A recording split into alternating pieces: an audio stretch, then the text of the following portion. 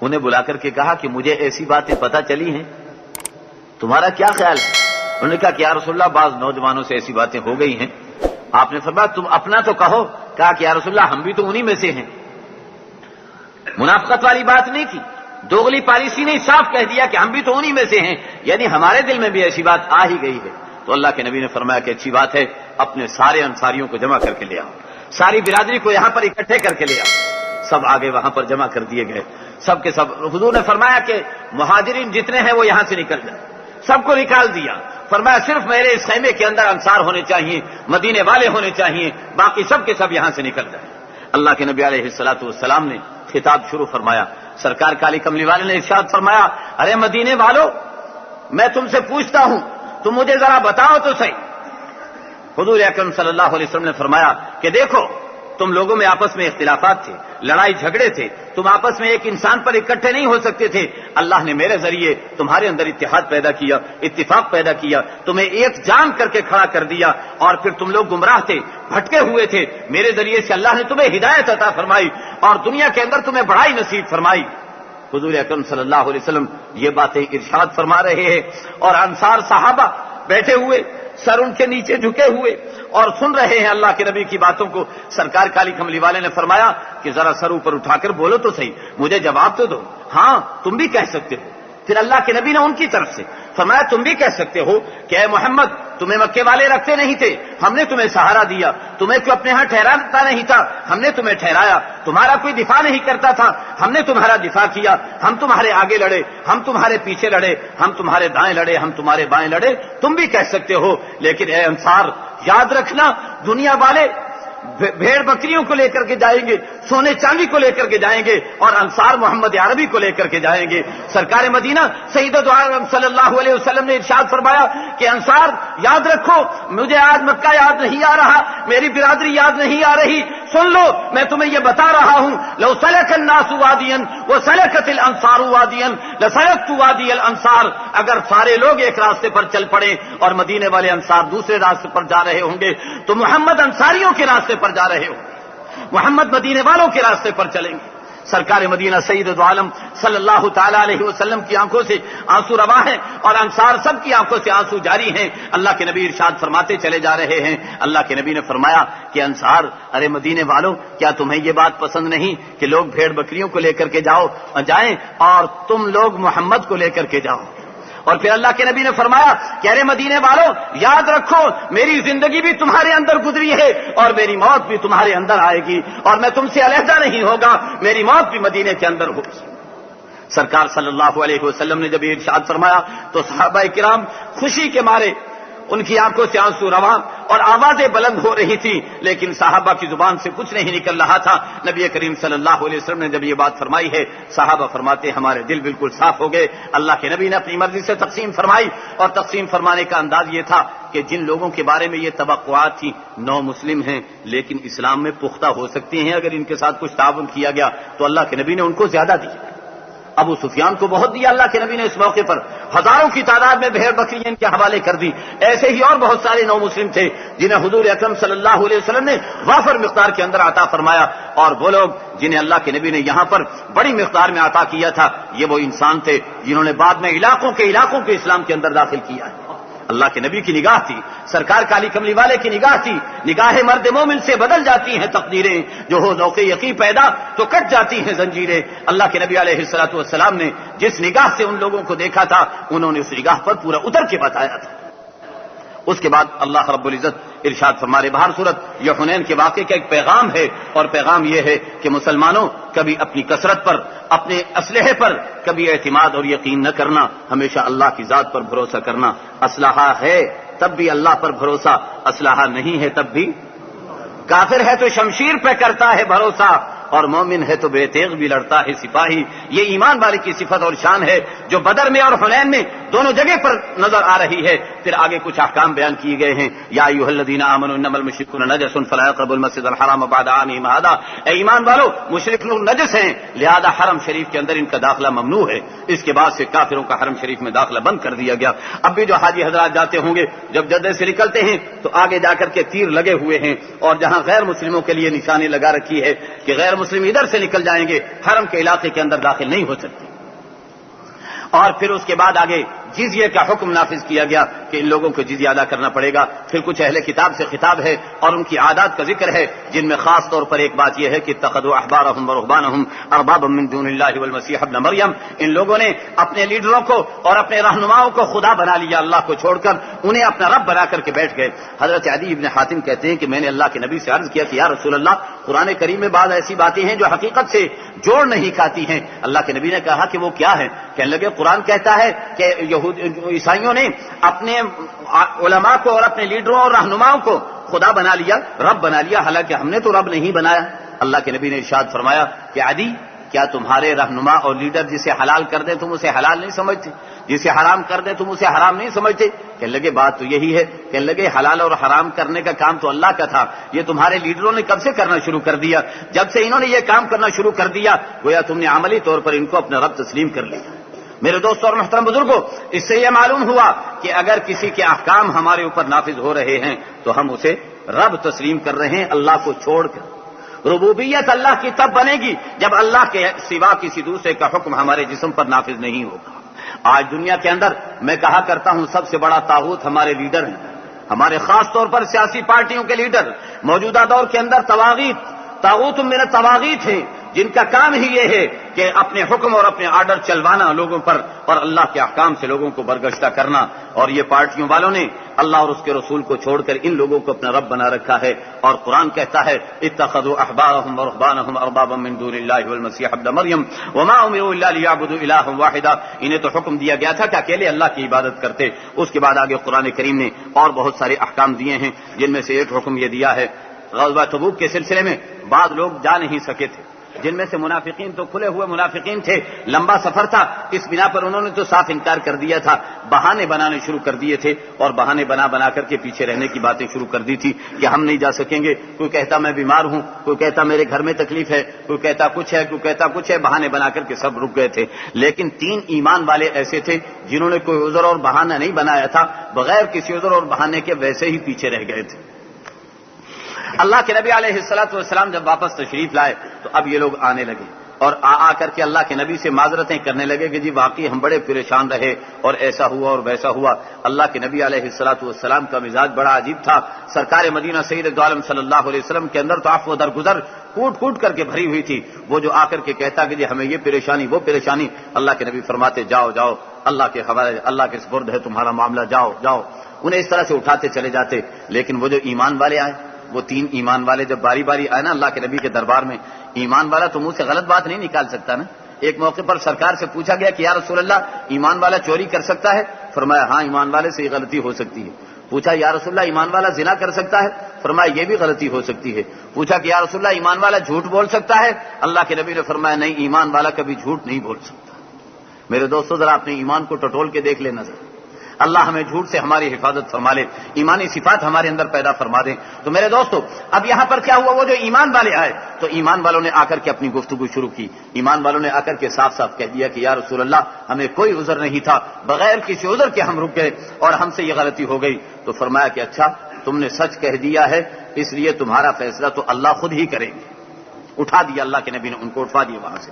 بہر صورت ان لوگوں کے ساتھ 50 دن تک حقہ پانی ان کا بند کر دیا گیا، گفتگو ان کی بند کر دی گئی، ان کے ساتھ معاملات بند کر دیے گئے. 50 دن پر بڑی آزمائش کے گزرے. آخرکار اللہ رب العزت نے ان کی توبہ کو قبول فرمایا. توبہ کو قبول فرمانے کے بعد قرآن کریم کے اندر اس توبہ کا اعلان کر دیا. اب قرآن کریم اس واقعے کی ابتدا کر رہا ہے، یا ایھا الذین آمنوا ما لکم اذا قیل لکم انفروا فی سبیل اللہ اذ ثاقلتم الی الارض. اے ایمان والو تم سے کہا جاتا ہے کہ اللہ کے راستے میں نکلو اور تم زمین پر بوجھل ہو کر کے پڑ جاتے ہو کہ تم سے اٹھا ہی نہیں جانتا اللہ کے راستے میں نکلنے کے لیے. یاد رکھو ارضیتم بالحیات الدنیا من الآخرہ، تم نے دنیا کی زندگی کو آخرت کے مقابلے میں ترجیح دینا چاہتے ہو. وما متاع الحیات الدنیا فی الآخرۃ الا قلیل، آخرت کی زندگی، دنیا کی زندگی آخرت کے مقابلے میں بہت تھوڑی سی زندگی ہے. اور یہ یاد رکھو اگر تم میرے نبی کی نصرت اور مدد نہیں کرو گے تو میں تمہارا محتاج نہیں ہوں۔ پہلے بھی لوگوں نے میرے نبی کی نصرت نہیں کی تھی، جبکہ وہ غار ثور کے اندر جا کر کے چھپے تھے، ان کا ساتھی ان کے ساتھ تھا۔ وَيَقُولُ لِصَاحِبِهِ لَا تَحْزَنْ إِنَّ اللَّهَ مَعَنَا، اور وہ اپنے ساتھی سے یوں کہہ رہے تھے کہ لا تحزن ان اللہ معنا، غم کرنے کی کوئی ضرورت نہیں، اللہ ہم دونوں کے ساتھ ہے۔ صدیق اکبر کی یہ فضیلت ہے قرآن کریم جسے بیان کر رہا ہے۔ صدیق اکبر وہ واحد شخصیت ہیں جن کی صحابیت کا اعلان قرآن کریم نے کیا ہے۔ اذ یقول لصاحبہ لا تحزن ان اللہ معنا، قرآن نے صدیق اکبر کی صحابیت کا اعلان کیا ہے۔ میرے دوستوں اور محترم بزرگوں، یہاں پر اللہ فرماتے ہیں وہاں بھی میں نے اپنے نبی کی مدد کی تھی اور اب بھی میں اپنے نبی کی مدد کی ہے میں نے۔ اور پھر اللہ رب العزت اپنے نبی کی طرف متوجہ ہو رہے ہیں، عفا اللہ عنک لما اذنت لهم، میرے نبی ہم آپ کو معاف کرتے ہیں لیکن آپ نے انہیں کیوں اجازت دے دی؟ یہ جب منافق آپ سے اجازت دینے کے لیے آئے تھے آپ کو اجازت نہیں دینی چاہیے تھی، لیکن آپ نے اجازت دے ہی دی تو اللہ نے بھی آپ کو معاف کر دیا۔ پہلے معافی کا اعلان اور بعد میں اس بات پر تنبیہ کرائی جا رہی ہے۔ اب آگے قرآن کریم کیا کہہ رہا ہے؟ لا يستأذنك الذين يؤمنون بالله واليوم الآخر، یہ اللہ کے راستے میں نکلنے سے پیچھے رہنے کی باتیں ایمان والے کبھی نہیں کر سکتے، اس لیے جب وہ پیچھے رہنے کی بات کر رہے تھے سمجھ لو کہ وہ بے ایمان تھے۔ انما يستأذنك الذين لا يؤمنون بالله واليوم الآخر وارتابت قلوبهم فهم في ريبهم يترددون، یہ تو اجازت وہ لوگ مانگتے ہیں جن کے دلوں میں ایمان موجود نہیں، جن کے دلوں میں شک و شبہ پڑا ہوا ہے، وہ لوگ دین کے لیے اور اللہ کے لیے اللہ کے راستے میں جان لڑانے سے جان چرانے کی کوشش کرتے ہیں۔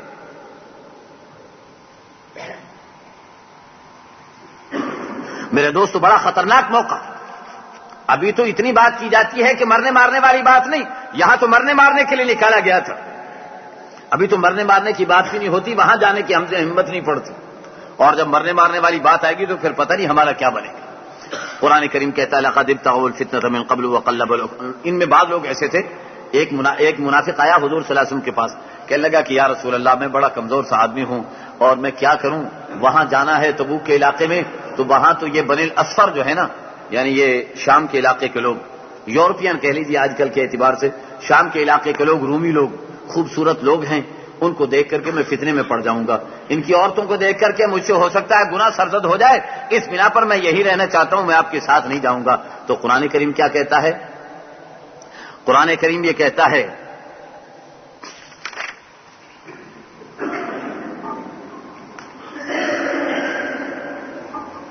وَمِنْهُمْ مَنْ يَقُولُ ذَلِّي وَلَا تَفْتِنِّي، قرآن کہتا ہے کہ ان میں بعض لوگ یوں کہتے ہیں کہ ہمیں اجازت دے دیجئے، ہمیں وہاں لے جا کر کے فتنے میں مبتلا نہ کیجئے۔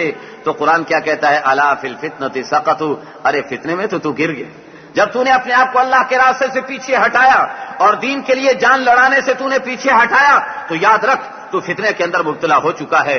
وَإِنَّ جَهَنَّمَ لَمُحِيطَةٌ بِالْكَافِرِينَ إِن تُصِبْكَ حَسَنَةٌ تَسُؤْهُمْ، اور ان لوگوں کی عادتیں کیا ہیں؟ اب منافقین کی عادتیں چل رہی ہے، إِن تُصِبْكَ حَسَنَةٌ تَسُؤْهُمْ، اگر آپ کو کوئی فائدہ پہنچے تو ان کو دکھ ہوتا ہے، ان کے درد اٹھتا ہے، ان کے پیٹ میں مروڑ اٹھنے لگ جاتا ہے جب اللہ کے نبی کو کوئی آرام پہنچتا ہے، جب کوئی فائدہ پہنچتا ہوا نظر آتا ہے۔ وَإِن تُصِبْكَ مُصِيبَةٌ يَقُولُوا قَدْ أَخَذْنَا أَمْرَنَا مِن قَبْلُ وَيَتَوَلَّوْا وَهُمْ فَرِحُونَ، اور اگر کوئی مصیبت آ جاتی ہے تو کہتے ہم نے تو اپنا انتظام کر لیا تھا تبھی تو بچ گئے، اور تم نے صحیح انتظام نہیں کیا، ہماری نہیں مانی، تبھی تو تم پر مصیبت آ گئی۔ وَيَتَوَلَّوْا وَهُمْ فَرِحُونَ، اور بڑے خوش ہو کر کے وہاں سے نکل کر کے جاتے ہیں۔ قُل لَّن يُصِيبَنَا إِلَّا مَا كَتَبَ اللَّهُ لَنَا، ان سے کہہ دیجئے کہ ہمیں اگر مصیبت آئی ہے تو اللہ نے لکھا تھا تبھی تو آئی ہے، اس لیے جب اللہ کی لکھی ہوئی آئی تو ہمیں کوئی گھبراہٹ بھی نہیں ہے۔ هُوَ مَوْلَانَا وَعَلَى اللَّهِ فَلْيَتَوَكَّلِ الْمُؤْمِنُونَ، وہی ہمارا سرپرست ہے، وہی ہمارا بڑا ہے اور اسی پر ہمیں توکل کرنا چاہیے۔ قُلْ هَلْ تَرَبَّصُونَ بِنَا إِلَّا إِحْدَى الْحُسْنَيَيْنِ، آگے اس انداز پر منافقین کی ایک ایک بات کو بیان کیا جا رہا ہے۔ فَلَا تُعْجِبْكَ أَمْوَالُهُمْ وَلَا أَوْلَادُهُمْ، قرآن کہتا ہے ان منافقین کا مال اور ان کی اولاد اور ان کی چیزیں تمہیں بھلی اور اچھی نہ لگیں، انما یرید اللہ لیعذبہم بہا فی الحیات الدنیا وتزہق انفسہم وہم کافرون، اللہ انہیں دنیا میں بھی سزا دینا چاہتے ہیں اور مرتے مرتے بھی ان کو سزا دینا چاہتے ہیں۔ اس بنا پر اللہ رب العزت نے انہیں بڑا مال و دولت اور چیزیں دے رکھی ہیں تاکہ مرتے ہوئے بھی ان چیزوں کو دیکھ کر کے حسرت اور افسوس کرتے ہوئے جائیں۔ اس بنا پر آپ کو ان کے بارے میں کوئی نرم گوشہ رکھنے کی ضرورت نہیں ہے۔ وَيَحْلِفُونَ بِاللَّهِ إِنَّهُمْ لَمِنكُمْ وَمَا هُمْ مِنكُمْ وَلَكِنَّهُمْ قَوْمٌ يَفْرَقُونَ، یہ تو قسمیں کھا کھا کر کے آپ کو یقین دلاتے ہیں کہ اللہ کی قسم جی ہم تو آپ کے ساتھی ہیں۔ قرآن کہتا ہے کہ نہیں یہ آپ کے وَمَا هُمْ مِنكُمْ یہ آپ کے ساتھی نہیں ہیں، وَلَكِنَّهُمْ قَوْمٌ يَفْرَقُونَ، بلکہ یہ تو فرقے بازی کرنے والی قوم ہے۔ لو یجدون ملجانا ومغارات ومدخلا لولوا الیہ وهم یجمعون. ہاں ومنهم من یلمزک فی الصدقات، بہت سے ایسے بھی ہیں جو صدقات میں آپ لوگوں پر اشارے کستے ہیں، تانے کستے ہیں. بعض صحابہ نے چندہ لے کر کے آئے، آدھا سا جو لے کر کے آئے، تو انہوں نے تانے مارنے شروع کر. دیکھو بھلا اللہ کو آدھا سا جو کی ضرورت تھی جو لے کر کے آئے ہو، بھلا اللہ فقیر ہے جو اتنا سے لے کر کے آ گئے. قرآن کہتا ہے یہ بھی منافق ہیں جو ایسی باتیں کر رہے ہیں. فَإِنْ مِنْهَا رَضُوا وَإِن لَّمْ يُعْطَوْا مِنْهَا إِذَا هُمْ يَسْخَطُونَ.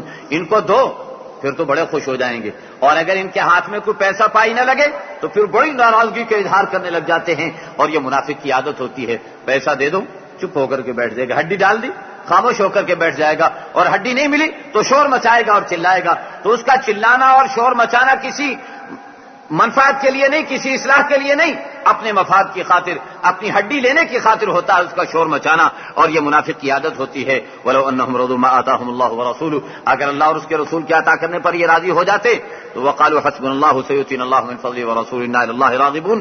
اور یوں کہہ دیتے کہ اللہ ہمارے لیے کافی ہیں، اللہ اور اس کے رسول نے اپنے فضل سے ہمیں جو کچھ دے دیا ہم تو اللہ کی طرف متوجہ ہونے والے ہیں. آگے صدقات اور زکوٰۃ کے مستحقین کو بیان کیا ہے اور فرمایا کہ فقراء، مساکین اور زکوٰۃ وصول کرنے والے اور مؤلفۃ القلوب اور غلام، آزاد کیے جانے والے غلام اور قرض دار، اور اسی طریقے پر اللہ کے راستے میں قتال یا حج کے اندر، اور ابن سبیل مسافر، یہ ہے اس کے مستحقین جن کے اندر زکوٰۃ تقسیم کی جا سکتی ہے، جن کو زکوٰۃ دی جا سکتی ہے. اور یہ یاد رکھیے اس میں صرف ایک مؤلفۃ القلوب کی وضاحت کرنا چاہتا ہوں. مؤلفۃ القلوب سے مراد وہ کافر نہیں ہے جنہیں اسلام میں داخل کرنا ہے، بلکہ وہ نو مسلم ہیں جن کے بارے میں یہ شبہ ہے کہ ہو سکتا ہے کہ یہ اسلام سے نکل جائے. وہ نو مسلم جن کے بارے میں یہ شبہ ہو کہ ان کے اسلام سے نکلنے کا اندیشہ ہے، انہیں زکوٰۃ بھی دی جا سکتی ہے، چاہے وہ صاحب حیثیت ہی کیوں نہ ہو، تاکہ وہ اسلام میں اور پکے ہو جائیں. دوسری بات یاد کرنی ہے کہ یہ جو 8 قسمیں قرآن کریم نے زکوٰۃ کے مستحقین کی بیان کی ہیں، ان کے لیے زکوٰۃ کا ان کو مالک بنانا ضروری ہے. اگر زکوٰۃ کا کسی کو مالک نہ بنایا گیا تو وہ زکوٰۃ کی ادائیگی معتبر نہیں ہوگی.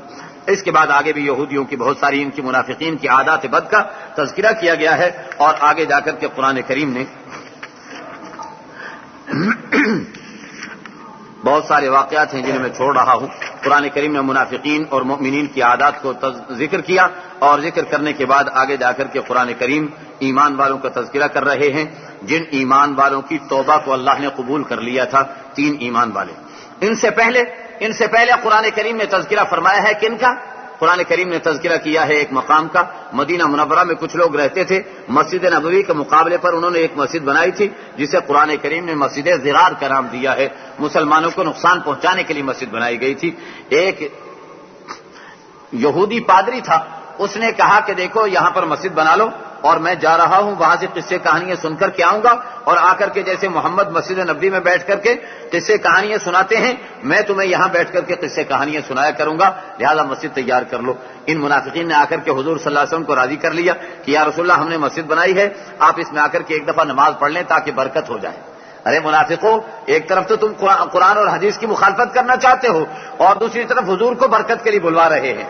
یہ منافقت اوپر کچھ اور اندر کچھ اور رکھا ہوا ہے. بہر صورت اللہ کے نبی تو چونکہ بڑے نرم مزاج انسان سے فرمایا کہ اچھی بات ہے، ہم جہاد کے لیے جا رہے ہیں، واپسی پر آئیں گے تو تمہارے یہاں بھی آ جائیں گے.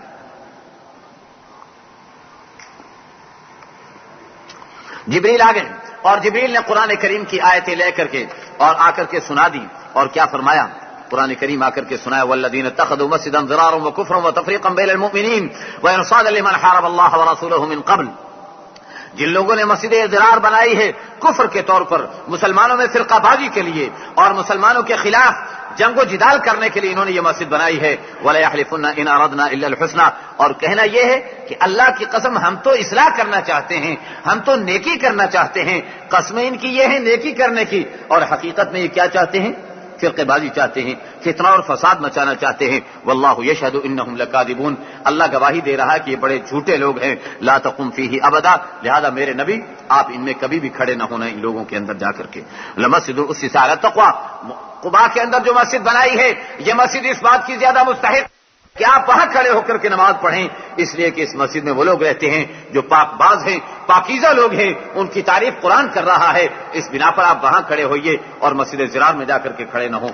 اللہ کے نبی کو جب یہ اس بات کا علم ہوا تو اللہ کے نبی نے اسی وقت صحابہ کو روانہ کیا اور کہا کہ جاؤ ابھی جا کر کے اس مسجد کو گراؤ اور گرانے کے بعد مسجد کو آگ لگا دو۔ چنانچہ مسجد زرار کو اللہ کے نبی نے آگ لگوا دی۔ یہ یاد رکھیے گا کہ یہ وہی مسجد زرار کہلائی جسے قرآن کریم نے مسجد زرار قرار دیا ہے۔ آج کل بعض لوگ کیا کرتے ہیں، ایک طرف ایک محلے میں مسجد بنی ہوئی ہے، دوسری کسی اور نے مسجد بنائی تو اس کو مسجد زرار کا نام دینے لگ جائیں گے۔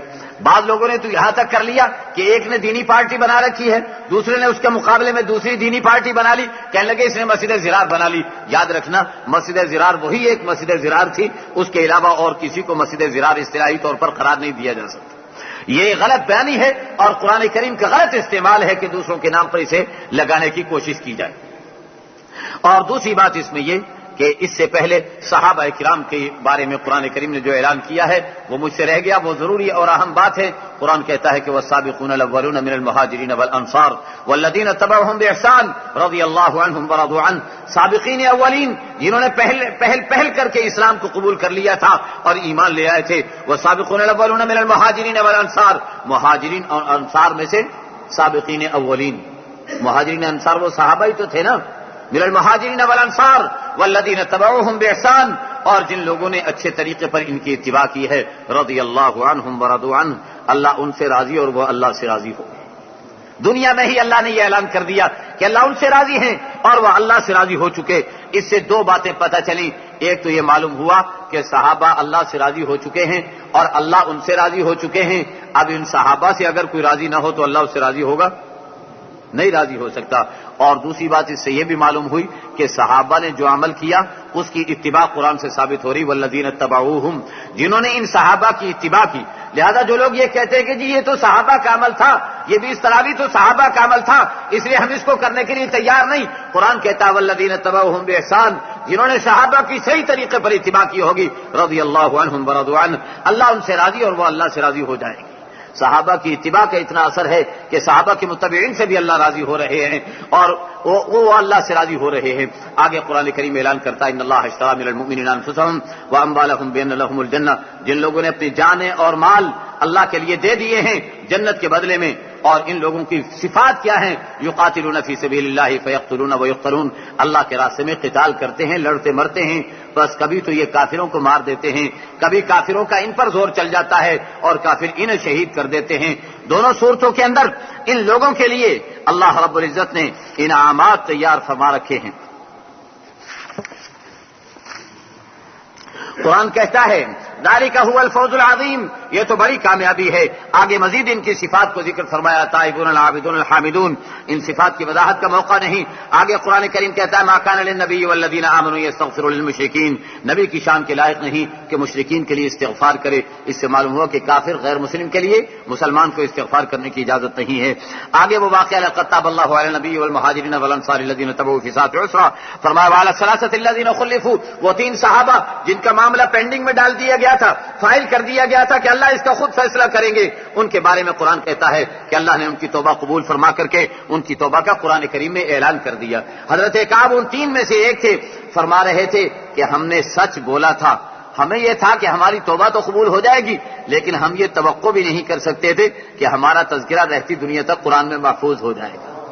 حضرت کعب فرمایا کرتے تھے یہ سارا اس سچ کی بدولت ہوا ہے جو سچ میں نے صاف صاف اللہ کے نبی کے سامنے بیان کر دیا تھا، غلط بیانی سے کام نہیں لیا تھا۔ اس بنا پر اللہ رب العزت نے ہماری توبہ قبول فرما کر قرآن یتلا، ایسا قرآن ہمارے بارے میں اتار دیا جو قیامت تک پڑھا جاتا رہے گا۔ تو آگے قرآن کریم نے بیان فرمایا یا ایھا الذین آمنوا اتقوا اللہ وکونوا مع الصادقین، اے ایمان والو تقوی اختیار کرو اور سچوں کے ساتھ بن جاؤ۔ ما کان لأہل المدینہ ومن حولهم من الاعراب، مدینے کے ارد گرد رہنے والے اور مدینے والے ان کی شان کے لائق نہیں تھا کہ اللہ کے رسول کو چھوڑ کر کے پیچھے رہ جاتے اور اپنے معاملات میں مشغول ہو جاتے۔ کیوں؟ اس لیے کہ اللہ کے راستے میں نکل کر اللہ کے دین کی جد و جہد اور اللہ کے دین کی محنت میں لگنے والے، ان کے لیے قرآن کہتا ہے ذالک بانہم لا یصیبہم نصب ذالک بانہم لا یصیبہم ظمأ ولا نصب ولا مخمصۃ فی سبیل اللہ ولا یطؤون موطئا یغیظ الکفار، اللہ کے راستے میں نکلیں گے، اگر ان پر تھکن آئے گی، اگر ان پر بھوک پیاس آئے گی یا کسی قسم کی مشقت آئے گی دشمن کو یہ نقصان پہنچائیں گے، یہ دشمن انہیں نقصان پہنچائے گا، کتب لہم بہ عمل صالح، اس کے بدلے میں ان کے نامہ اعمال میں اعمال صالحہ لکھ دیے جائیں گے۔ اور ان اللہ لا یضیع اجر المحسنین ولا ينفقون نفقة صغیرة ولا کبیرہ، یہ تھوڑا خرچ کریں یا زیادہ خرچ کریں، ولا یقطعون وادیا، اور کسی علاقے کو پار کر کے نکل جائیں، الا کتب لهم، اللہ اسے لکھ لیں گے، لیجزیہم اللہ احسن ما كانوا يعملون، تاکہ اللہ انہیں بدلہ عطا فرمائے اس سے بہتر جو یہ عمل کرتے تھے۔ جیسا عمل کیا ویسا بدلہ نہیں، بلکہ جیسا عمل کیا اللہ کا بدلہ اس سے بھی بہتر ہوگا۔ بندہ اپنے حساب سے عمل کرے گا اور اللہ اپنے حساب سے عطا فرمائیں گے۔ اللہ اپنے اعمال پر بہترین بدلہ ہمیں نصیب فرما دیں۔ اب میرے دوستو یہاں پر ایک بات عرض کرنے کی ہے، اور وہ یہ ہے کہ قرآن کریم نے یہ جو اجر و ثواب بیان فرمائے ہیں یہ ہر اس مسلمان کے لیے ہیں جو اللہ کے دین کی محنت کسی بھی رنگ میں کر رہا ہے۔ کوئی یہ کہے کہ ہم مدرسوں میں بیٹھے ہوئے تو ہمیں تو یہ ثواب ملے گا، کوئی یہ کہے کہ ہم تو جماعتوں میں نکلے ہوئے ہمیں تو یہ ثواب ملے گا، کوئی یہ کہے کہ ہم تو حکومت الہیہ قائم کرنے میں لگے ہوئے ہمیں تو یہ ثواب ملے گا، دوسروں کو نہیں ملے گا۔ حضرت شیخ الحدیث مولانا زکریا صاحب رحمۃ اللہ تعالی علیہ نے تبلیغی جماعت پر اعتراضات اور اس کے جوابات کے اندر اس بات کو صراحت کے ساتھ لکھا ہے کہ جو بھی دین کا کام جس شکل کے اندر بھی کر رہا ہے اللہ نے اجر و ثواب اس کے لیے رکھا ہوا ہے۔ یہ سارے کے سارے فی سبیل اللہ، اللہ کے راستے میں دین کی محنت کر رہے ہیں، اس لیے اللہ کی طرف سے اجر و ثواب ان لوگوں کے لیے رکھا ہوا ہے۔ وما كان المؤمنون لينفروا كافة، سارے کے سارے مسلمان نکل کھڑے ہوں، کچھ لوگ دین سیکھنے کے لیے بھی نکلیں اور دین سیکھنے سکھانے کا کام کریں، اور پھر جب یہ لوگ لوٹ کر کے آئیں تو انہیں سمجھائیں بجھائیں، انہیں صحیح بات بتائیں، ان سے اگر اللہ کے راستے میں کوئی بھول چوک ہو گئی ہو تو ان کو سمجھائیں، واپس آنے پر انہیں دین سکھلائیں۔ گویا علماء کی یہ تعریف کی جا رہی ہے، علماء کی ذمہ داری بیان فرمائی جا رہی ہے کہ علماء دین کو سیکھ کر اور ان پر سپیریئر بن کر کے بیٹھیں گے اور ان کی نگرانی کریں گے اور ان کی ہر غلطی کی اصلاح کرتے چلے جائیں گے۔ یہ عالم کا فرض منصبی ہے کہ وہ اگر کہیں کوئی غلطی ہوتا ہوا دیکھے تو اس غلطی پر تنبیہ کرے، متوجہ کرے اس غلطی پر، غلطی کرنے والے کو۔ یا ایھا الذین آمنوا قاتلوا الذین یلونکم من الکفار ولیجدوا فیکم غلظہ، جو کافر تمہارے ساتھ لگتے ہیں ان کے ساتھ مقابلہ کرو، ان کے ساتھ قتال کرو، وَلْيَجِدُوا فِيكُمْ غِلظَةً، اور وہ تمہارے اندر سختی دیکھیں۔ ایسا نہ ہو کہ کافروں کے سامنے تو معذرت خواہانہ انداز اختیار کر رہے ہیں اور مسلمانوں کے مقابلے پر مرنے مارنے کے لیے آمادہ اور تیار ہو رہے ہیں۔ یہ مسلمان کی شان نہیں ہے، بلکہ مسلمان کی شان تو یہ ہے کہ کافروں کے مقابلے میں جارحانہ انداز اختیار کرتا ہے، معذرت خواہانہ انداز اس کا نہیں ہوا کرتا۔ وَاعْلَمُوا أَنَّ اللَّهَ مَعَ الْمُتَّقِينَ، یاد رکھو اللہ متقیوں کے ساتھ ہیں۔ وَإِذَا مَا أُنزِلَتْ سُورَةٌ فَمِنْهُم مَّن يَقُولُ أَيُّكُمْ زَادَتْهُ هَٰذِهِ إِيمَانًا، جب سورت اترتی ہے قرآن کی تو منافقین کیا کہتے ہیں؟ أَيُّكُمْ زَادَتْهُ هَٰذِهِ إِيمَانًا، بھلا کس کا ایمان بڑا ہے، کسی کے ایمان میں اضافہ ہوا؟ جب قرآن کی کوئی آیت آتی ہے تو آپس میں مذاق کے طور پر ارے ایمان بڑھا تمہارا، ایمان بڑھا تمہارا۔ قرآن کیا کہتا ہے؟ قرآن کہتا ہے اما الذین آمنوا فزادتہم ایمانا وہم یستبشرون، جن کے اندر ایمان موجود ہے ان کا ایمان اور بڑھنے لگ جاتا ہے اور انہیں خوشخبریاں دی جاتی ہیں۔ واما الذین فی قلوبہم مرض، لیکن جن کے دلوں میں نفاق کا کوڑ چلا ہوا ہے، نفاق جن کے دلوں میں بھرا ہوا ہے، ان کا کیا حال ہوتا ہے؟ فزادتہم رجسا الی رجسہم، ان کی نجاست پر اور نجاست کے ڈھیر لگ جاتے ہیں۔ جیسے گندگی غلاظت پر بارش برسے تو اور بدبو تعفن بڑھ جاتا ہے، اسی طریقے پر ان کی نجاست پر جب قرآن آتا ہے تو ان کی نجاست میں اور تعفن اٹھنے لگ جاتا ہے اور بدبو اٹھنے لگ جاتی ہے۔ اور آگے کیا فرمایا؟ اولا یرون انہم یفتنون فی کل عام مرۃ و مرتین، اللہ جھٹکے دیتے رہتے ہیں سال میں کئی کی دفعہ، بار بار جھٹکے دیتے ہیں کہ یہ متوجہ ہو جائیں، لیکن پھر بھی یہ لوگ ولا هم یذکرون، پھر بھی یہ نصیحت اختیار کرنے کے لیے تیار نہیں ہوتے۔ وَإِذَا مَا أُنزِلَتْ سُورَةٌ نَظَرَ بَعْضُهُمْ إِلَىٰ بَعْضٍ، اور جب کوئی سورت اترتی ہے ایک دوسرے کو دیکھتے ہیں، کیونکہ یہ چھپ چھپ کے آ کر کے قرآن سنتے تھے۔ کچھ تو ہے نا جنہیں اللہ توفیق دیتے ہیں قرآن کی مجلس میں آ کر کے بیٹھ کر کے سنتے ہیں، کچھ ایسے ہیں پردہ نشین خواتین کی طرح سے چھپ چھپ کر کے سنتے ہیں، وہ بھی چھپ چھپ کر کے سنتے تھے اور پھر کیا کرتے؟ هل یراکم من احد، ارے کسی نے ہمیں دیکھا تو نہیں، اور چپکے سے کھسک جاتے۔ قرآن کہتا ہے ثم انصرفوا، پھر یہ کھسک جاتے ہیں، صرف اللہ قلوبہم، اللہ نے ان کے دلوں کو بھی پھیر دیا ہے۔ جیسے یہ قرآن کو چھوڑ کر کے پھر جاتے ہیں، اللہ نے ان کے دلوں کو بھی پھیر دیا ہے۔ ذالک بانہم صرف اللہ قلوبہم بانہم قوم لا یفقہون، اس لیے کہ لوگ سمجھ نہیں رکھتے ہیں۔ لقد جاءکم رسول من انفسکم عزیز علیہ ما عنتم حریص علیکم بالمؤمنین رؤوف الرحیم، تمہارے پاس ایسا رسول آیا جو تمہیں میں سے ہے اور اسے بڑا ہی بھاری لگتا ہے جو تمہیں تکلیف پہنچتی ہے، حریص علیکم، اور تم پر بڑا حریص ہے وہ رسول، بالمؤمنین رؤوف الرحیم، اور ایمان والوں کے لیے وہ رسول جو ہے رؤوف بھی ہے رحیم بھی ہے، بڑا شفقت کرنے والا اور بڑی محبت کرنے والا وہ رسول ہے۔ فَإِن تَوَلَّوْا فَقُلْ حَسْبِيَ اللَّهُ لَا إِلَٰهَ إِلَّا هُوَ، پھر بھی اگر یہ روگردانی کرتے ہیں تو آپ کہہ دیجئے کہ حسبی اللہ لا الہ الا ہو، میرا اللہ ہی میرے لیے کافی ہے، اس کے سوا کوئی معبود نہیں، علیہ توکلت وہو رب العرش العظیم، میں اسی پر توکل کرتا ہوں اور وہ عرش عظیم کا مالک ہے۔ تو یہ نبی کریم صلی اللہ علیہ وسلم کی صفات اس آیت کے اندر خاص طور پر بیان کی گئی ہیں۔ حضرت براء رضی اللہ تعالیٰ عنہ فرماتے ہیں سرکار مدینہ سید دو عالم صلی اللہ علیہ وسلم نے ارشاد فرمایا، سورہ توبہ کی یہ آخری دو آیتیں لقد جاءکم سے لے کر کے آخر تک جو شخص صبح و شام 7 مرتبہ پڑھ لے گا تو درمیانی وقفے کے اندر اس کی جو بھی ضرورت ہوگی اللہ اسے پورا فرما دے گا۔ کیوں؟ اس لیے کہ نبی کریم صلی اللہ علیہ وسلم کی صفات اور آپ کی خوبیوں کو قرآن کریم نے یہاں پر ذکر کیا ہے۔ میرے دوستو، جتنی صفات جو اعزاز اللہ نے اپنے نبی کو عطا فرما دیا، نبی اس سے آگے نہیں بڑھ سکتا۔ جو اعزاز اللہ نے عطا کر دیا وہ بڑے سے بڑا اعزاز ہے جو اللہ نے اپنے نبی کو عطا فرمایا ہے۔ اب اگر ہم کوئی اعزاز نبی کو اس سے زیادہ دینا چاہتے ہیں تو ہم اپنے آپ کو یہ بتانا چاہتے ہیں کہ شاید ہم نبی سے بھی بڑے بن گئے ہیں۔ بعض جاہل ایسے ہیں نا، ایک جاہل کہنے لگا کہ یہ جو قرآن میں آتا ہے نا کہ میں نہیں کہتا کہ میرے پاس دنیا کے خزانے ہیں، پیچھے گزر چکا، آپ سن چکے ہیں یہ بات، اور میں نہیں کہتا کہ میں بشر ہوں، تو ہاں میں نہیں کہتا کہ میں فرشتہ ہوں۔ کہنے لگے یہ تو حضور کسر نفسی سے کرتے تھے، ورنہ سارے خزانے تو حضور کو دے رکھے تھے اللہ نے۔ یہ قرآن میں تحریف نہیں تو اور کیا ہے؟ ارے جو بات اللہ نے نبی کو دے دی اسی پر اختصار کرو، اور جو بات نہیں دی وہ اللہ کے لیے سزاوار ہے، اللہ کے سوا کسی اور کے لیے اسے استعمال نہیں کیا جائے گا۔ میرے دوستوں محترم بزرگوں، اس بنا پر اس بات کو پیش نظر رکھنا چاہیے، اللہ ہم سب کو صحیح ہمارا عقیدہ بھی صحیح کر دیں اور ہمارے دلوں سے نفاق کو نکال کر ایمان ہمارے دلوں میں بھر دیں اور ہمیں قرآن کے مطابق عمل کرنے والا بنا دے۔ وآخر دعوانا ان الحمد للہ رب العالمین سیدنا و مولانا محمد وآلہ واصحابہ اجمعین۔ اللهم وفقنا لما تحب وترضى واجعل آخرتنا خيرا من الأولى ربنا وآتنا ما وعدتنا على رسلك ولا تخزنا يوم القيامة إنك لا تخلف الميعاد۔ اے اللہ جتنا پڑھا سنا اور جو کچھ کہا ہے اس پر ہمیں عمل کرنے کی توفیق مرحمت فرما دے۔ اے اللہ تو اسے قبول فرما دے، ہماری نیتوں میں اخلاص عطا فرما دے۔ الہ العالمین ہماری نیتوں میں اخلاص عطا فرما دے۔ اے اللہ ہماری دعاؤں کو قبول فرما لے۔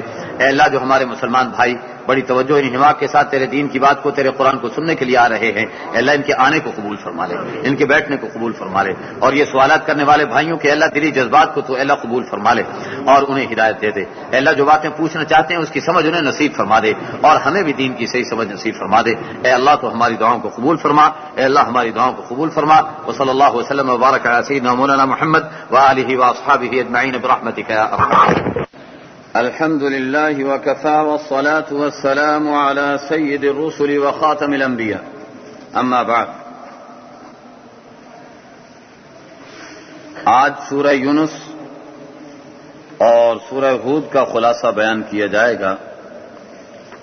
دونوں صورتیں مکی صورتیں ہیں، لہذا آپ حضرات کے سامنے یہ بات واضح ہونی چاہیے کہ ان صورتوں میں زیادہ تر عقائد سے بحث کی جائے گی، توحید و رسالت اور مرنے کے بعد زندہ ہونے کا عقیدہ، انبیاء علیہم السلام کے واقعات، ان باتوں کی طرف زیادہ توجہ ہوگی ان صورتوں میں۔ چنانچہ سورہ یونس پہلی صورت ہے جس کا آج خلاصہ بیان ہوگا، اور یہ صورت بھی مکی صورت ہے۔ اس صورت کا نام یونس سے رکھا گیا ہے، حضرت یونس علیہ السلام اللہ کے نبی اور رسول تھے، اور اس صورت میں اور واقعات کے ساتھ ساتھ حضرت یونس علیہ السلام کا واقعہ بھی موجود ہے، اور چونکہ مخصوص واقعہ پیش آیا اور حضرت یونس علیہ السلام کی قوم وہ منفرد قوم ہے اقوام عالم میں جس پر عذاب اترنے کے بعد واپس کر دیا گیا ان لوگوں کے توبہ تائب ہو جانے کی وجہ سے۔ سچی توبہ کر لی، رو دھو لیا، اللہ نے ان کا عذاب واپس کر دیا۔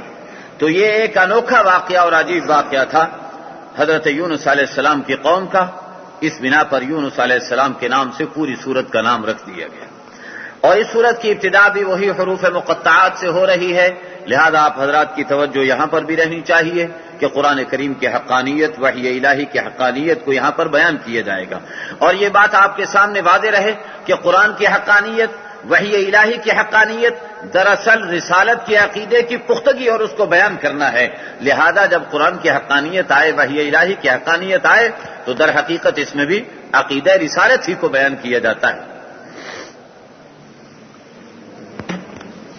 تو قرآن کریم کہہ رہا ہے الف لام را تلک آیات الکتاب الحکیم،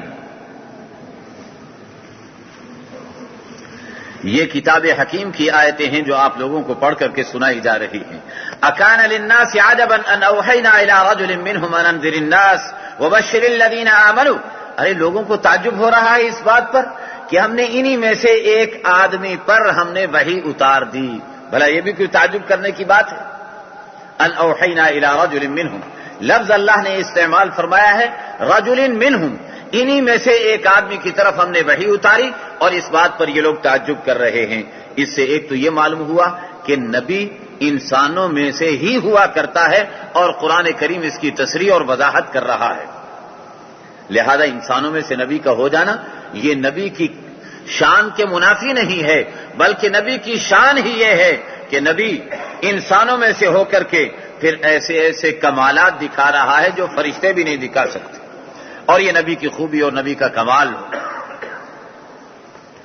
وبشر الذين آمنوا ان لهم قدم صدق عند ربهم قال الكافرون ان هذا لساحر مبين، ہاں ایمان والوں کو اس بات کی بشارت سنا دیجیے کہ ان لوگوں نے سچی باتوں کو آگے بھیج دیا ہے اپنے رب کے پاس۔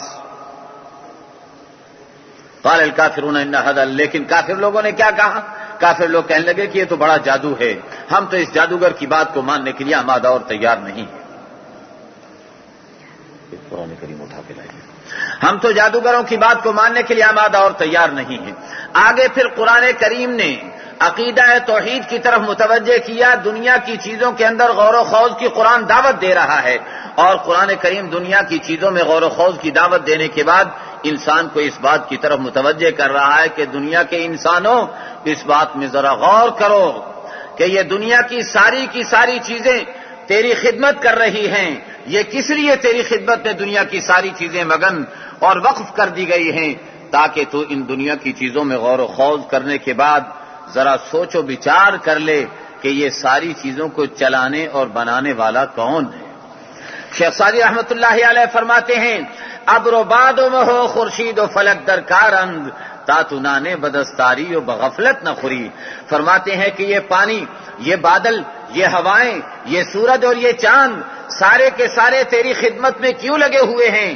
تاتنانے بدستاری و بغفلت نہ خوری، تاکہ روٹی کا لقمہ ہاتھ میں لینے کے بعد غفلت سے پیٹ میں نہ اتار لے، بلکہ اس بات میں غور کر لے کہ پوری کائنات کا نظام چلا ہے، بادل برسے ہیں، ہوائیں چلی ہیں، سورج نکلا ہے، چاند نکلا ہے، جس کے نتیجے میں غلے اور کھیتیاں پکی ہیں، کتنے انسان اس میں استعمال ہوئے، کتنی مشینیں اس میں استعمال ہوئی، انسان تیرا ایک لقمہ تیار کرنے کے لیے اتنا بڑا نظام انسان تیری خاطر اللہ نے چلایا ہے، تو ذرا غور تو کر کہ تجھے اللہ نے کس کی خاطر بنایا ہے۔ یہ سب کچھ ہے تیرے لیے اور تو خدا کے واسطے، یہ سب کچھ ہے تیرے لیے اور تو خدا کے واسطے، سر خدا کے واسطے، دل مصطفیٰ کے واسطے۔ اللہ نے یہ ساری کائنات کی چیزیں انسان تیرے لیے بنائی ہیں، لیکن تجھے اللہ رب العزت نے کس کے لیے بنایا؟ ذرا زور سے بولو، تجھے اللہ نے اپنے لیے بنایا ہے انسان، اس بات کی تعلیم دی جا رہی ہے، اور قرآن کریم یہ اس بات کی طرف متوجہ فرما رہا ہے۔ تو ابتدا کے اندر اللہ رب العزت نے توحید کے عقیدے کی طرف متوجہ ہونے کے لیے دائیں بائیں آگے پیچھے ماحول میں غور و خوض کرنے کی دعوت دی ہے، اور غور و خوض کرنے کی دعوت دے کر کے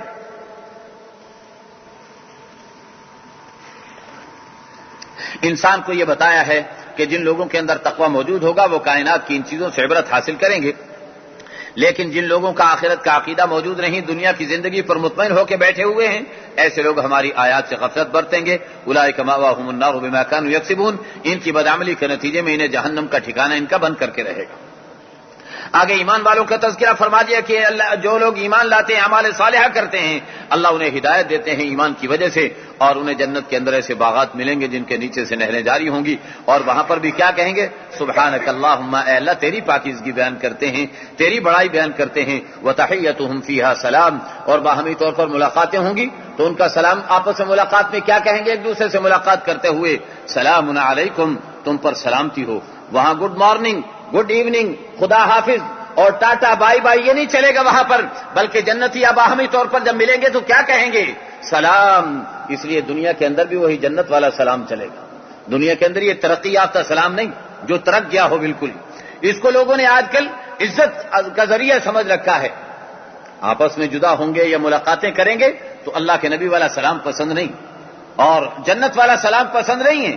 اپنے سلام گھڑ کر کے اسے استعمال کرنے کی کوشش کریں گے. قرآن یہ بتا رہا ہے کہ تحیتہم فیہا سلام, وہاں جنت کے اندر بھی ان کا جو سلام ہوگا, ان کی باہمی ملاقات ہوگی تو وہ سلام کا لفظ استعمال کریں گے. اللہ کے نبی نے ارشاد فرمایا جس نے السلام علیکم کہا اسے 10 نیکیاں ملی, جس نے وعلیکم السلام ورحمۃ اللہ کہا اسے 20 نیکیاں ملی, جس نے وعلیکم السلام ورحمۃ اللہ وبرکاتہ کہہ دیا اسے 30 نیکیاں مل جائیں گی. باہمی طور پر ملاقات بھی کرو اور نیکیاں اور ثواب بھی کماتے چلے جاؤ. اللہ ہمیں جنت والا معاشرہ دنیا کے اندر ہی نصیب فرما دے. وآخر دعواہم ان الحمد للہ رب العالمین. جب ان کی کوئی مجلس ختم ہوگی, کوئی کام ان کا ختم ہوگا تو آخر میں کیا کہیں گے؟ الحمد للہ رب العالمین. ساری تعریفیں اس اللہ کے لیے جو دنیا جہان کا پالنہار ہے. اس لیے علماء کرام نے لکھا ہے کہ ایمان والوں کی عادت یہ ہوا کرتی ہے کہ جب وہ کھانا کھاتے ہیں, پانی پیتے ہیں یا کوئی بھی عمل سر انجام دیتے ہیں تو آخر میں وہی جنت والوں کے طریقے پر الحمدللہ کہہ دیا کرتے ہیں. حدیث شریف میں آتا ہے کہ پانی پینے کے بعد اگر کوئی الحمدللہ کہہ دیتا ہے تو اللہ رب العزت فرشتوں سے کہتے ہیں کہ فرشتوں, میرے بندے نے اپنی پیاس بجھائی ہے اور میری تعریف کی ہے, لہذا اس کے لیے جنت میں ایک بیت الحمد کے نام سے محل تیار کر دو. اللہ رب العزت ہمیں جنتی ماحول اور معاشرہ نصیب فرما دے. آگے اللہ فرماتے ہیں وَلَوْ يُعَجِّلُ اللَّهُ لِلنَّاسِ شَرَّ اسْتِعْجَالَهُمْ بِالْخَيْرِ لَقُضِيَ إِلَيْهِمْ أَجَلُهُمْ. اگر انسانوں کی بدعملی پر خدا پکڑنے پر آ جاتے تو ساری دنیا کا صفایا ہو چکا ہوتا. وَلَوْ يُؤَاخِذُ اللَّهُ النَّاسَ بِمَا كَسَبُوا مَا تَرَكَ عَلَى ظَهْرِهَا مِن دَابَّةٍ. اگر انسانوں کی بدعملی پر اللہ پکڑنے پر آ جاتے تو اس سرزمین پر کوئی زندہ جانور بچ نہ سکتا. لیکن میرے دوستو, اللہ بندوں کو مہلت دیتے ہیں, مہلت دے رہے ہیں. وَأُمْلِي لَهُمْ, اللہ فرماتے ہم ڈھیل دیتے ہیں. إِنَّ كَيْدِي مَتِينٌ, لیکن ہماری پکڑ بڑی سخت ہوا کرتی ہے. یہ ڈھیل ایمان والے کے لیے ایک نعمت غیر مترقبہ ہے کہ اعمال کر کے اپنے اللہ کو مزید راضی کر لے, اور بے ایمان کے لیے اس کے لیے آخرت میں ہلاکت کا مزید سامان بنانے والی ہے. بار صورت اللہ فرماتے ہیں ہم انہیں ڈھیل دیتے ہیں. لیکن انسان کی عادت کیا ہے؟ مثل انسان ضر دعانا لجنبه او قاعدا او قائما. جب اسے کوئی تکلیف پہنچتی ہے تو اٹھتے بیٹھتے ہر وقت مجھے یاد کرتا رہتا ہے, لیکن جیسے ہی فلما کشفنا عنه ضره مر كأن لم يدعنا الى ضر مسا, جب اس کی تکلیف ہم ہٹا دیتے ہیں تو پھر یوں نکل کے چلا جاتا ہے جیسے کبھی ہمیں پکارا ہی نہیں تھا. ہاں, جیسے کبھی جانتے ہی نہیں تھے ہمیں, ایسے نکل کر کے چلے جاتے ہیں جب آرام و راحت کے اندر ہوتے ہیں. میرے دوستو, ایسا ہم کرتے ہیں یا نہیں کرتے؟ ذرا اپنے اندر تھوڑا سا غور کر لینا. جب تکلیف اور مصیبت آ جائے گی تو قرآن خوانیاں بھی ہو رہی ہیں, اللہ کے اولیاء کرام بزرگان دین کی خدمت میں حاضریاں بھی ہو رہی ہیں, اللہ کے گھر میں بھی آ رہے ہیں, اور جیسے ہی تکلیف اور مصیبت ہٹی اب جناب یوں پھر رہے ہیں کہ الم یدعونا الی ضر مسا, جیسے کبھی کسی مصیبت میں اس نے ہمیں پکارا ہی نہیں تھا. ہاں, كذلك زين للمسرفين ما كانوا يعملون ولقد اهلكنا القرون من قبلكم لما ظلموا. تم سے پہلے بھی ہم نے بڑی قوموں کو ہلاک کیا ہے, ان کے ظلم کی وجہ سے ہمارے رسول آیا کرتے تھے لیکن وہ لوگ ایمان نہیں لاتے تھے, تو ہم مجرموں کو ایسے ہی سزا دیا کرتے ہیں. وَإِذَا تُتْلَىٰ عَلَيْهِمْ آيَاتُنَا بَيِّنَاتٍ, جب ہمارا قرآن انہیں پڑھ کر کے سنایا جاتا. قال الذين لا يرجون لقاءنا ائت بقرآن غير هذا او بدله. جن لوگوں کو آخرت پر عقیدہ اور اعتماد نہیں, وہ کیا کہتے؟ بھائی دوسرا قرآن لے کر کے آؤ, یہ والا قرآن ہمیں اچھا نہیں لگ رہا, اس قرآن سے ہمارے تقاضے پورے نہیں ہوتے. جی, موجودہ دور ترقی یافتہ ماڈرن دور ہے, اس بنا پر ہمارے دور میں یہ 1400 سال پرانا قرآن ہمارے تقاضے پورے نہیں کرتا, ہمیں نیا قرآن لا کر کے دو. ایتی بقرآن غیر ھذا او بدلہ. ارے جو 1400 سال کے بعد تیری زبان پر جو بات آنی تھی, خدا نے 1400 سال پہلے وہ بات قرآن کے اندر لکھ دی کہ ایسے بھی لوگ آئیں گے. اس زمانے میں بھی لوگ کہتے تھے, آج بھی کہہ رہے ہیں. تشابہت قلوبہم, ان جاہلوں کے ساتھ آج کے جاہلوں کے دل بھی مل رہے ہیں اور آج کے جاہلوں کی آوازیں بھی مل رہی ہیں. جو بات, جو مطالبہ ان کا تھا, وہ مطالبہ آج کے پڑھے لکھے جاہل بھی وہی مطالبہ کر رہے ہیں کہ ایتی بقرآن غیر ھذا او بدلہ. یا تو قرآن کو دوسرا لے آؤ یا اسی میں کچھ ترمیم و تنسیخ کر دو, کچھ تبدیلیاں کر دو تاکہ ہمارے تقاضوں کے مطابق بن سکے. جدید تقاضوں کے مطابق قرآن کو ڈھال دو. یہ تقاضا اور مطالبہ کر رہے ہیں تو نبی کیا کہتے ہیں؟ قل ما یکون لی ان ابدلہ من تلقاء نفسی، آپ ان سے کہیے کہ میں اپنی طرف سے بنا کر تبدیلیاں نہیں کر سکتا، ان اتبع الا ما یوحى الی، میں تو اس کی اتباع کرتا ہوں جو مجھ پر وحی آتی ہے، لہذا جیسے وحی آئے گی ویسے میں بیان کروں گا، جیسا قرآن کہے گا میں اسی انداز پر قرآن کو بیان کروں گا۔ انی اخاف ان عصیت ربی عذاب یوم عظیم، میں ڈرتا ہوں کہ اگر میں نے اپنے رب کی مخالفت کی اور گناہ کیا تو مجھے بڑے دن کا عذاب مجھے چھو لے گا۔ قل لو شاء اللہ ما تلوته علیکم ولا ادراکم بہ، آپ ان سے کہہ دیجئے کہ اگر اللہ چاہتے تو ما تلوته علیکم، میں تمہیں نہ پڑھ کر کے سناتا، ولا ادراکم بہ، نہ میں تمہیں بیان کرتا تمہارے سامنے، تم نے میری زندگی دیکھی ہے، میں نے تمہارے اندر ایک لمبی عمر گزاری ہے۔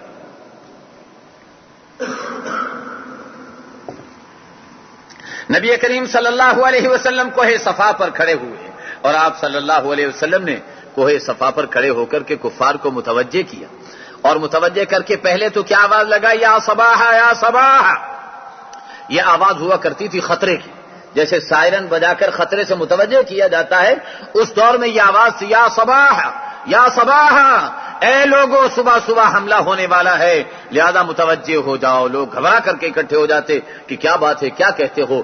اللہ کے نبی نے جب یہ آواز لگائی کوہ صفا پر، لوگ جمع ہو کر اکٹھے ہو کر کے آ گئے تو سرکار کالی کملی والے نے ارشاد فرمایا هل وجدتمونی صادقا او کاذبا، تم لوگ بتاؤ مجھے آج تک تم نے جھوٹا پایا ہے یا سچا پایا ہے؟